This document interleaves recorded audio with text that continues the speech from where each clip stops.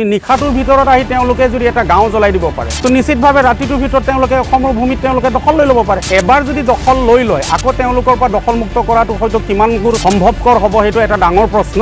অসমৰ মানুহে নাগালেণ্ডত গৈ নগাৰ মাটি কিন্তু কেতিয়াও লুটপাট কৰা নাই, কিন্তু নগাই বাৰে বাৰে কিন্তু আহি অসমৰ ভূমিত অসমীয়া লোকসকলৰ ওপৰত অভদ্ৰ চলাইছে। আমি দীৰ্ঘদিন ধৰি মানে আমাৰ আচলতে দশক ধৰি আমি সমস্যা এটাত ভুগি আছোঁ যে অসম আৰু নাগালেণ্ডৰ যিটো সীমামূৰীয়াৰ যিটো সমস্যা, এই সমস্যাৰ সমাধান বিচাৰি আমি অসম চৰকাৰ আৰু কেন্দ্ৰীয় চৰকাৰক বাৰে বাৰে দাবী জনাই আহিছোঁ। অসমৰ ৰাইজে দাবী জনাইছে, আমি দল সংগঠন বিভিন্ন সময়ত আন্দোলন কৰিব লগা হৈছে যে দুয়োখন ৰাজ্যৰ যিটো সীমা সমস্যা, এই সমস্যাটোৰ স্থায়ী সমাধান লাগে। কিন্তু আজি তাৰিখলৈকে চৰকাৰ আচলতে বৰ্তমান কেন্দ্ৰতো বিজেপি চৰকাৰ আছে, অসমত বিজেপি চৰকাৰ, নাগালেণ্ডত NDA গভৰ্ণমেণ্ট। আমি ভাবিছিলোঁ যে ইয়াৰ এটা স্থায়ী সমাধান ওলাব, কিন্তু চৰকাৰখন আচলতে বিফল হৈছে এইটো ক্ষেত্ৰত। যাৰ ফলস্বৰূপে আমি বাৰে বাৰে দেখিবলৈ পাই আহিছোঁ 2012 চন 14, 16 বাৰে বাৰে আমি দেখোঁ যে নগা দুৰ্বৃত্তই অসমৰ ভূমিত নামি আহি অসমীয়া লোকসকলৰ ঘৰ জ্বলাই তেওঁলোকৰ জীৱনৰ প্ৰতি ভাবুকি আনি আহিছে।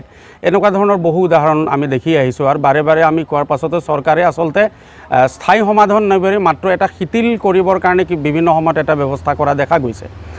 যোৱা নিশা যিটো ঘটনা ঘটিছে ইতিমধ্যে যিটো আমাৰ টেঙাতল যিটো গাঁৱত, সেইটো সীমামূৰীয়া এটা অঞ্চল, আমাৰ কথা এটা স্পষ্ট যে তাত আচলতে নিউট্ৰেল ফ'ৰ্চ নিয়োগ কৰি থোৱা হৈছে, যিটো নিউট্ৰেল ফ'ৰ্চে আচলতে দুয়োখন ৰাজ্যৰ মাজত সমন্বয় আৰু ভাতৃত্ববোধ বুজাই ৰাখি শান্তিৰে আচলতে চলাব লাগে যেতিয়ালৈকে ইয়াৰ স্থায়ী সমাধান ওলাব। কিন্তু নিউট্ৰেল ফ'ৰ্চৰ যিটো ভূমিকা আগৰ পৰা আমি দেখিছোঁ যে তেওঁলোকৰ সন্দেহজনক, বৰঞ্চ নগা দুৰ্বৃত্তক তেওঁলোকে সুবিধাই কৰি দিছে। আৰু যাৰ ফলস্বৰূপে আজি তাৰিখত যিটো যোৱা নিশা যিটো ঘটনা ঘটিলে 100তকৈ অধিক ঘৰ ইতিমধ্যে জ্বলাই দিছে। চৰকাৰৰ পক্ষৰ ফালৰ পৰা কোৱা হৈছে যে তাত 93টা পৰিয়ালৰ ঘৰ জ্বলোৱা হৈছে। আমাৰ কথা এটাই যে নিউট্ৰেল ফ'ৰ্চ থাকোঁতে, অসমৰ বেটালিয়ন থাকোঁতে তেওঁলোকে কেনেকৈ সুবিধা পালে? নগা দুৰ্বৃত্তই আহি গ্ৰেনেড ফুটাইছে, গুলি ফুটাইছে, ঘৰ জ্বলাইছে। অসম চৰকাৰে ইতিমধ্যে অসমৰ বনাঞ্চলসমূহত আচলতে দখলমুক্ত কৰাৰ এটা প্ৰয়াস চলাইছে আৰু সেই অঞ্চলটোত যিটো টেঙাতল, উৰিয়ামঘাট, এই এলেকাত ইতিমধ্যে চৰকাৰে বিভিন্ন ধৰণৰ পদক্ষেপৰে তেওঁলোকে আচলতে উচ্ছেদ চৰাই এই বনাঞ্চলসমূহত দখলমুক্ত কৰাৰ প্ৰয়াস আমি আদৰণিও জনাইছিলোঁ। কিন্তু এনেকুৱা এটা প্ৰক্ৰিয়া চলি থকাৰ সময়তে অসম চৰকাৰৰ এই প্ৰক্ৰিয়াৰ লেহেমীয়া হোৱাৰ বাবে হয়তো নগা দুৰ্বৃত্ত নামিবৰ কাৰণে সক্ষম হৈছে। আৰু তাত ক'ৰবাত নক'ৰবাত নিউট্ৰেল ফ'ৰ্চৰ ভূমিকাটোৱে সন্দেহজনক, কিয়নো আমাৰ এতিয়া আমি এটা শংকাত ভুগিব লগা হৈছে যে অসমৰ ভূমিত আজি অসমৰ ভূমি দখলমুক্ত কৰাৰ প্ৰক্ৰিয়া চলাই যাওঁতে নগাই নামি পেলাই কিন্তু সেই অঞ্চলবিলাক আজি কেনেবাকৈ দখল কৰিবলৈ আগবাঢ়িব নেকি? পৰৱৰ্তী সময়ত সেই টেঙাতল গাঁৱৰ পৰা আগলৈ আহি পেলাই পূৰ্বতে কৰা ঘটনাখিনিয়ে পুনৰাবৃত্তি হ'ব পাৰে নেকি? এই কথাটো লৈ পেলাই আমি আচলতে শংকিত হৈছোঁ আৰু এই অঞ্চলৰ ৰাইজ আচলতে শংকিত হৈছে।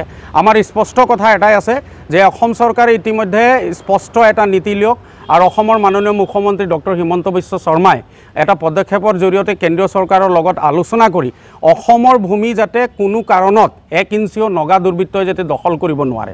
কাৰণ স্পষ্ট কথা, যদি নিশাটোৰ ভিতৰত আহি তেওঁলোকে যদি এটা গাঁও জ্বলাই দিব পাৰে, এটা গাঁৱত তেওঁলোকে দখল ল'ব পাৰে, দপনি কৰিব পাৰে তেখেতলোকে, তো নিশ্চিতভাৱে ৰাতিটোৰ ভিতৰত তেওঁলোকে অসমৰ ভূমিত তেওঁলোকে দখল লৈ ল'ব পাৰে।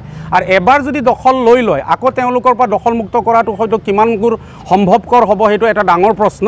সেইকাৰণে ডক্টৰ হিমন্ত বিশ্ব শৰ্মা ডাঙৰীয়া যিটো আমাৰ মুখ্যমন্ত্ৰী, তেখেতৰ প্ৰতি আমাৰ আহ্বান আছে যে তেওঁ যিকোনো উপায়েৰে যিয়ে নেকি তেওঁ অসমৰ ভূমি, অসমৰ ভাষা সংস্কৃতি ৰক্ষাৰ কৰাৰ কাৰণে তেখেতে বাৰে বাৰে কৈ আহিছে। গতিকে অসমৰ ভূমি যাতে নাগালেণ্ডৰ যিবিলাক নগা দুৰ্বৃত্ত আছে সেই নগা দুৰ্বৃত্তৰ পৰা বচাবৰ কাৰণে প্ৰচেষ্টা চলক।